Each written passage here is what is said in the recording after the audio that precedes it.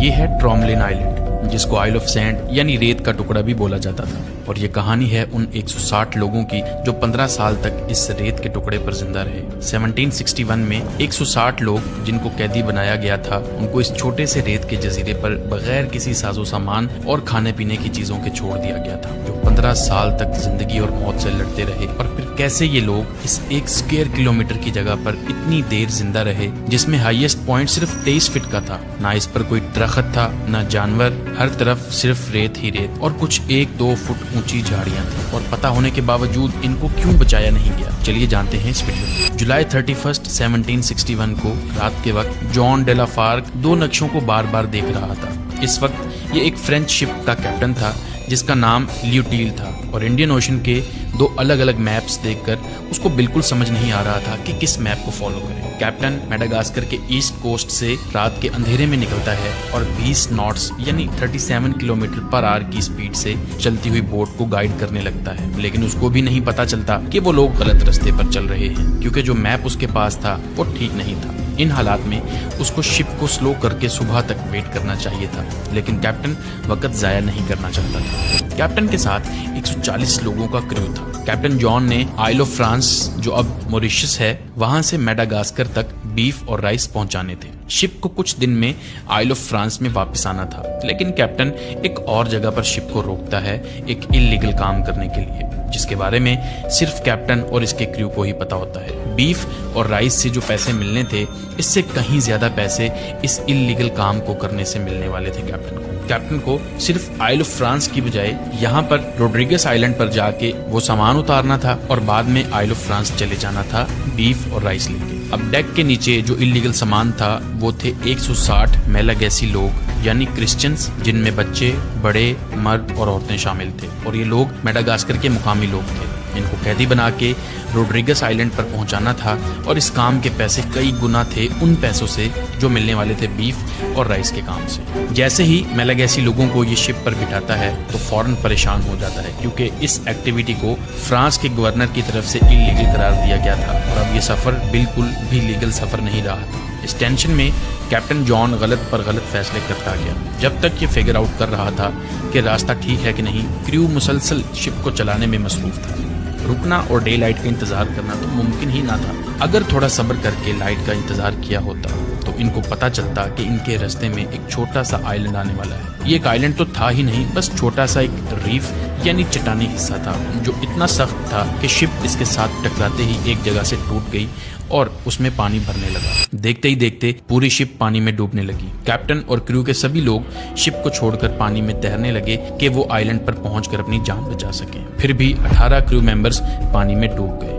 इससे भी खौफनाक बात यह थी कि शिप के डेक में 160 मेलागैसी लोग फंस गए थे, और अपनी मदद आप के तहत वो शिप से जान बचाने के लिए निकले, लेकिन उस जगह से जहां से शिप टूटी थी, और वहां से बाहर की तरफ आइलैंड पर जाने लगे। और सुबह पता चला कि 120 क्रू मेंबर्स और 80 मेलागैसी ही जिंदा बचे हैं। बदकिस्मती से इस वक्त वो आइल ऑफ सैंड पर फंस चुके थे, और ये देखकर उनकी हलक सूखने लगी कि ये एक छोटा सा रेत का टुकड़ा है जो 1 स्क्वायर किलोमीटर साइज से भी छोटा है, और एक तरफ से खड़े होकर दूसरी तरफ से भी पानी ही दिख रहा था। इस पर हाईएस्ट पॉइंट सिर्फ 23 फीट का था, जिस पर खड़े होकर दूर से कुछ नजर तक नहीं आ रहा था। आइल ऑफ सैंड दुनिया की सबसे गंदी जगह थी फंस जाने वालों के लिए। फ्रांस ने इस जजीरे को 1720 में डिस्कवर किया था। ये 300 mile north west of Reunion island में और 280 मील ईस्ट ऑफ मेडागास्कर में है, यानी इंडियन ओशन में है। ये आइलैंड पहले वोल्केनो था जो मिलियंस ऑफ ईयर्स तक चलता रहा, और बाद में पानी का लेवल बढ़ने के साथ ये नीचे होता गया। आइल ऑफ सैंड पर अगर कुछ था तो वो था सिर्फ रेत और कुछ जगह पर छोटी सी घास। इसके अलावा कुछ भी नहीं,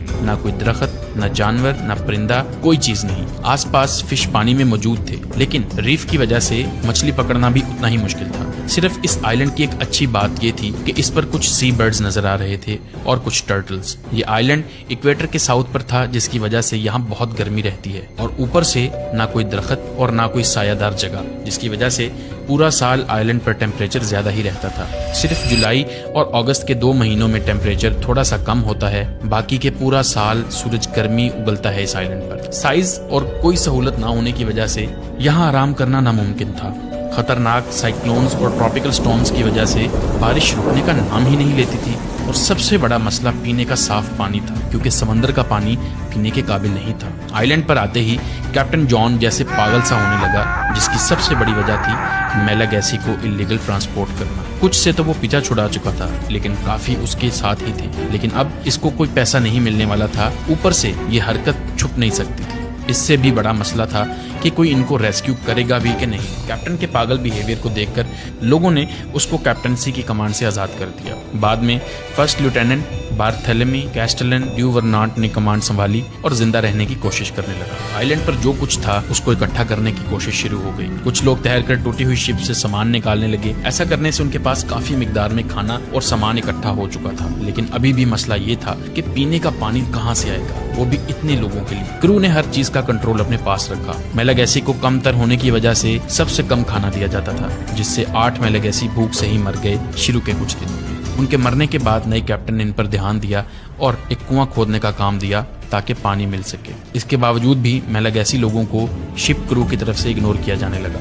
काम के वक्त सख्त से सख्त काम लिया जाता इन लोगों से, लेकिन खाने के लिए कम से कम दिया जाता था इनको। यहाँ तक कि क्रू ने मेलागैसी को अपने से अलग करके आइलैंड के दूसरे किनारे पर रहने को बोल दिया और अपने पास आने से मना कर दिया। बार्थेलेमी ने नई शिप बनाने का ऑर्डर भी दे दिया, जिसमें मेलागैसी से सबसे ज्यादा काम करवाया गया। टूटी हुई शिप के मलबे से नई शिप बनाने का काम शुरू हो गया। अनथक मेहनत के बाद आखिरकार एक नई शिप तैयार हो गई, जिसका नाम था द प्रोविडेंस।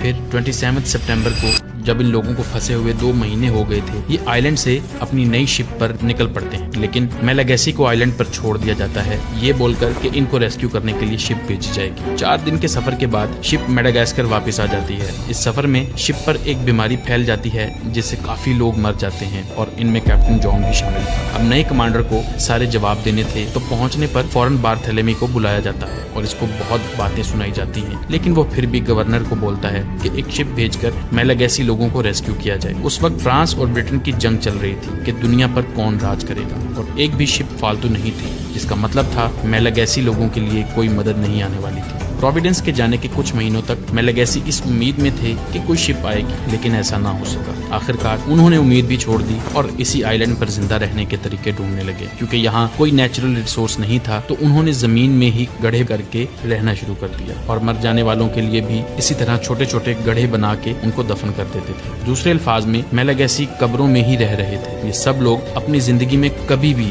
समंदर ना गए और ना समंदर से मछली पकड़नी आती थी, जिसकी वजह से बहुत मुश्किलात आ रही थी अपना पेट भरने में। अपने सामने जाते कछुए देखकर सोचते तो थे कि इनको खा लें, लेकिन ऐसा करना टैबू माना जाता था इनके लिए। लेकिन भूख के आगे घुटने टेकने पड़े और टर्टल्स को खाने लगे, लेकिन ये काफी नहीं था। कुछ देर लगी, लेकिन ये लोग माहिर मछेरे भी बन गए। इसके अलावा सी बर्ड्स को पकड़ना भी सीख गए। खाना पीना रिहाइश तो अरेंज हो गया था, लेकिन फिर भी लोग मरते जा रहे थे। हो सकता है कोई बीमारी या मेल न्यूट्रिशन हो, लेकिन आहिस्ता आहिस्ता लोग कम होते गए। कुछ अरसे के बाद इन लोगों ने लकड़ी का एक बेड़ा तैयार किया। 18 मेलागैसी उस पर सवार होकर आइलैंड से निकल जाते हैं, इस उम्मीद में कि कहीं जाकर वो हेल्प भेजेंगे ताकि बाकी लोगों को बचाया जा सके। बदकिस्मती से इन 18 लोगों का कोई पता न लग सका कि इनके साथ क्या हुआ। वक्त गुजरता गया, महीनों का वक्त सालों में बदल गया और ये उम्मीद भी खत्म हो गई। 3 साल के बाद ज्यादातर मेलागैसी अपनी जान गंवा चुके थे और अब सिर्फ 15 ही जिंदा रह गए थे। हैरत की बात है कि बार्थेलेमी बार बार ऑफिशियल्स को कहता रहा कि मेलागैसी को रेस्क्यू किया जाए, लेकिन गवर्नर ने बात ना मानी। लेकिन बार्थेलेमी ने गवर्नर को ही नहीं, बल्कि हर वो बंदा जो ये काम करवाने की ताकत रखता था उनको अप्रोच किया और आखिरकार 11 साल हो चुके थे मेलागैसी को फंसे हुए। 1772 में फ्रांस के मिनिस्टर ऑफ मैरीन अफेयर्स ने बार्थेलेमी की बात मान ली, लेकिन फिर भी